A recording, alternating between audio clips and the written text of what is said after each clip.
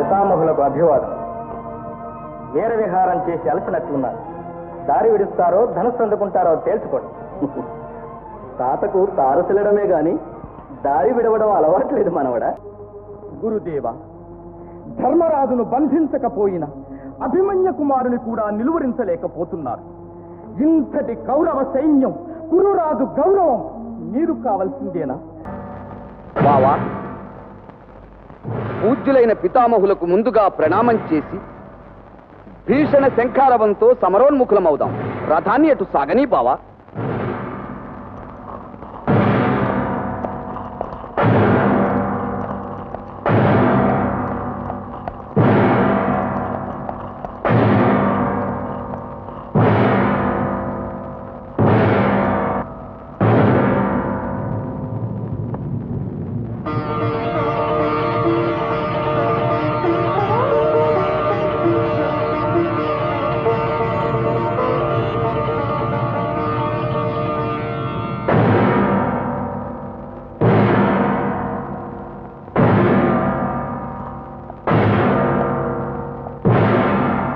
సుయోధన, మన సైన్యాన్ని సర్పవ్యూహంగా అమర్చి నడుపుతాను. సంసిద్ధం చెయ్యి. అలాగే పితామహ.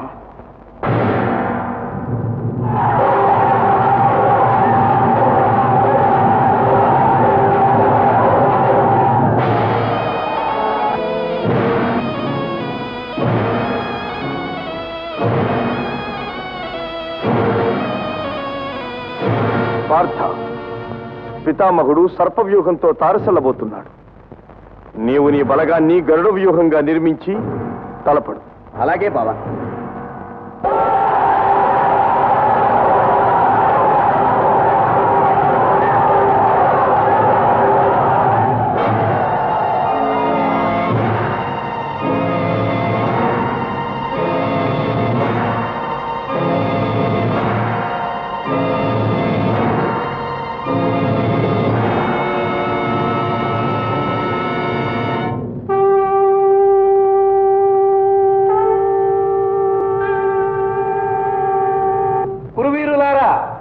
ఆ గరుడ వ్యూహాన్ని చుట్టుముట్టండి.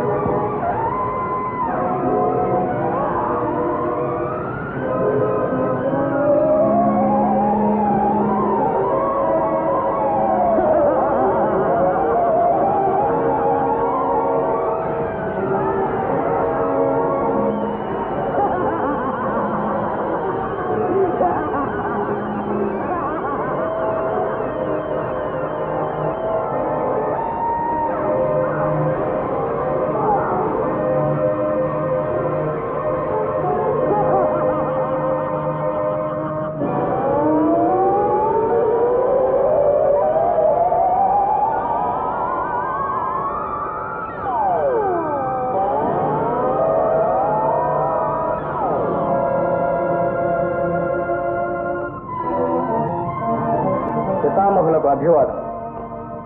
వీర విహారం చేసి అలసినట్లున్నారు. దారి విడుస్తారో ధనుస్సు అందుకుంటారో తేల్చుకోండి. తాతకు తారసిల్లడమే గాని దారి విడవడం అలవాట్లేదు మనవడా.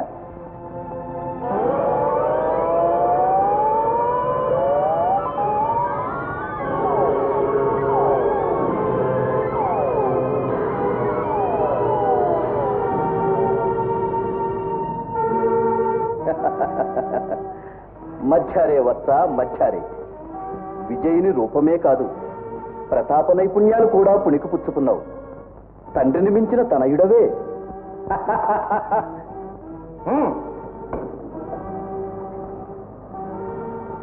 బావా,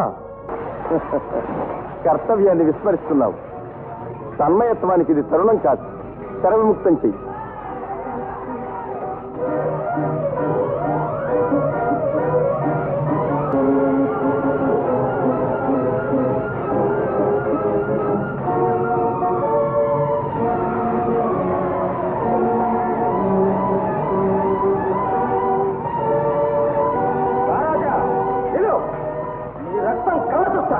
అంతకు ముందే నా ఈ కరవాలం నీ కంఠనాళాన్ని పెంచుకుంది.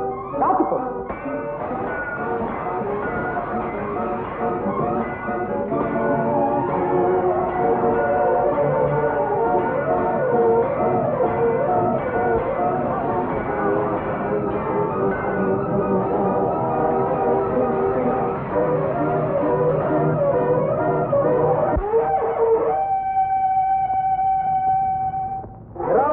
వినిపించకుంటే నీకు శాశ్వత రామమే ప్రసాదించేవాడిని.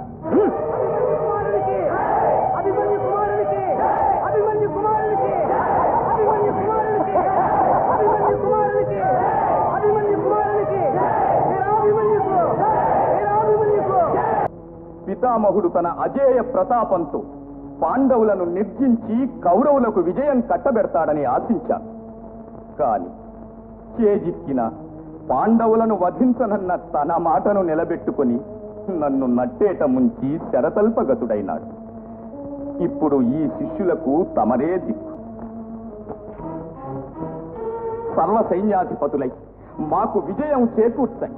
జై ఆచార్యదేవులకు, జై కుంభశంభవులకు, గురురాజుకు సుయోధన, నాకు ఈ సర్వసేనాధిపత్యం కట్టి గౌరవించావు. ఈ సత్కారానికి నీకేవరం కావాలో కోరుకో, ప్రసాదిస్తాను. తమ ఆదేశాన్ని కాదనను. ధర్మరాజును ప్రాణాలతో బంధించి తెచ్చి నా సముఖంలో పెట్టండి గురుదేవా. అతని ప్రాణాలనే అడుగుతావనుకున్నాను. రారాజా, ఈ విచిత్రవాంఛలోని ఆంతర్యం అతని అర్ధరాజ్యం అప్పగించడమేనా? కాదు, అఖిల భారత ప్రజా వినాశనం తప్పిస్తాను. ధర్మరాజు వధతో అర్జునుడు ప్రళయరుద్రుడవుతాడు. అతడంతరించిన వాసుదేవుడు కుపితుడై ఈ కౌరవ సామ్రాజ్యాన్ని కుంతికైనా కట్టబెడతాడు. కాని మాకు దక్కనివ్వడు. అందుకని ధర్మరాజు చేత మరొక మారు జూదమాడిస్తాను. మామ ఉన్నంత వరకు గెలుపు మాదే కదా. ఈసారి వారు ఆమరణాంతం అరణ్యాల్లోనే వసించేట్లు చేస్తాను. నిరంతరాయంగా ఈ ధరణీ మండలాన్ని నేనే ఏలుకుంటాను. సరే, బంధించి నీకు అర్పిస్తాను. మహాప్రసాద్.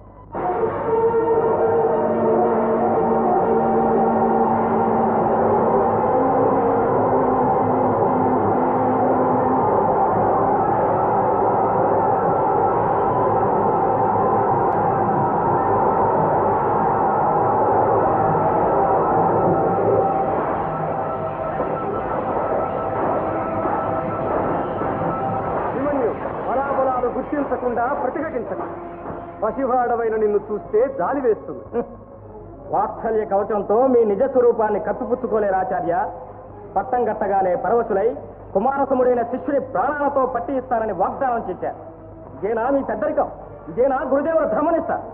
కారుముఖం పట్టి కథన రంగంలో కాలు పెట్టిన తర్వాత కనికరాలకు గౌరవాలకు స్థానం లేదు. కానివ్వండి, చిన్నవాడిని ముందు నేనే ప్రారంభిస్తాను.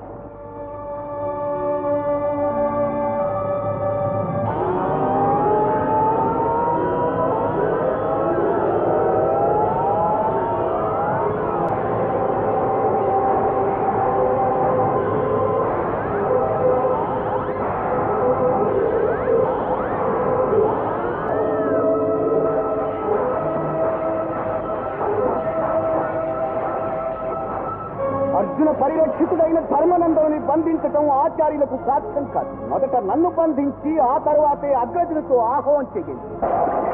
అక్కడ బంధించాలి.